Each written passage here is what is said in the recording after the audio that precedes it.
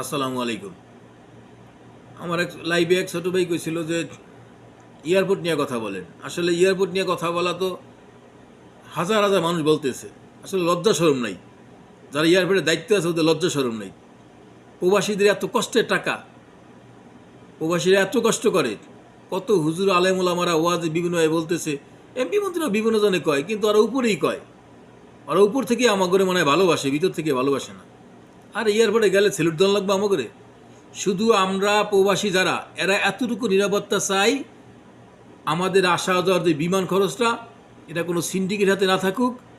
এয়ারপোর্টে যাওয়ার পর আমার যে মূল্যবান সম্পদটা, এ থেকে আমরা কী নিয়ে যাই ভাই? এই যে গেঞ্জিটা গাদ দিয়ে আছি, এটা নষ্ট না করলে এটা নিয়ে আবার ফিরত যাইব।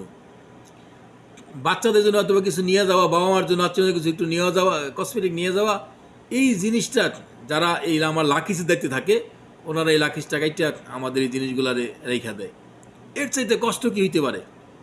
যেই প্রবাসীরা এত কষ্ট করে টাকা কামাই করি, আর একটা রেমিটেন্স যোদ্ধা যাদেরকে বলে, বাংলাদেশ সরকারকে এত বড় একটা সাহায্য করতেছে প্রবাসীরা, সেই প্রবাসীদেরকে এরকমভাবে হেনস্থা করা এয়ারপোর্টে আসলেই দুঃখজনক, একেবারেই দুঃখজনক। এবং লজ্জা থাকা দরকার, যারা দায়িত্বে আছেন আপনাদের লজ্জা থাকা দরকার ভাই। অন্তত প্রবাসীদেরকে একটু আপনারা একটু ক্ষমা করেন ভাই, এই দিকটা থেকে একটু সাহায্য করেন আপনারা।